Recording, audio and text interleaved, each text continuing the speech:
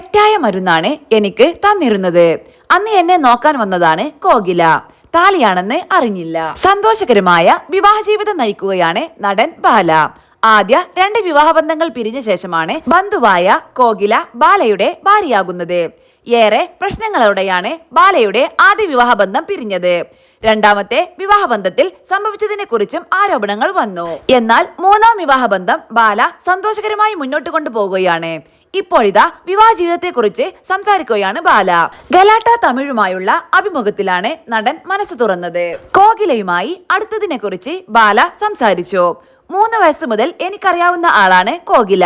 എന്റെ അമ്മാവന്റെ മകളാണ്. ജീവിതത്തിൽ ചില കാര്യങ്ങൾ സംഭവിക്കും. ചെറുപ്പത്തിലെ എനിക്കൊപ്പം കോകിലയുണ്ട്. എന്നെ കോകില സ്നേഹിക്കുന്ന കാര്യം എനിക്കറിയില്ലായിരുന്നു.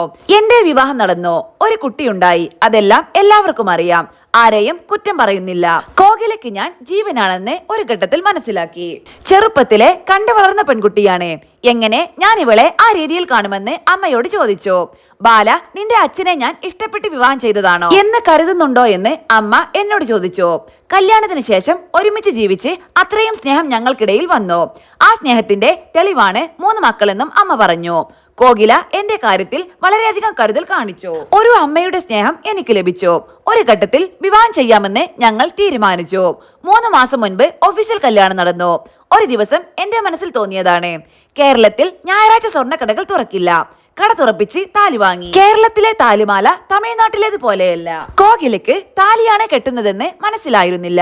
എനിക്ക് മാമായുടെ കൂടെ ജീവിക്കണമെന്ന് ഒരുപാട് നാളായി എന്നോട് അവൾ പറയുന്നുണ്ടായിരുന്നെന്നും ബാല അഭിമുഖത്തിൽ വ്യക്തമാക്കി. കഴിഞ്ഞ വർഷം എന്റെ ഓപ്പറേഷൻ എല്ലാം കഴിഞ്ഞ ശേഷം ഒരു മെഡിസിൻ എനിക്ക് തെറ്റായി തന്നു. കൊടുത്തയാളുടെ പേര് പറയുന്നില്ല.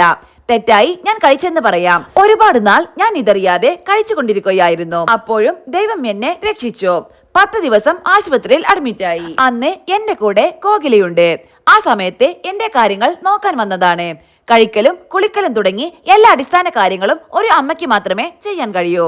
അന്നാണ് താൻ കോകിലയുടെ സ്നേഹം മനസ്സിലാക്കിയതെന്നും ബാല പറയുന്നു. സീരിയസ് ആണ് ഇവൾ പറയുന്നതെന്ന് മനസ്സിലാക്കി. അതുവരെയും ചെറിയ കുട്ടിയാണെന്ന് കരുതിയിരിക്കുകയായിരുന്നു. വർഷങ്ങളായി എനിക്ക് വേണ്ടി കോകില ഡയറിയിൽ കവിത എഴുതുകയായിരുന്നുവെന്നും ബാല പറയുന്നു.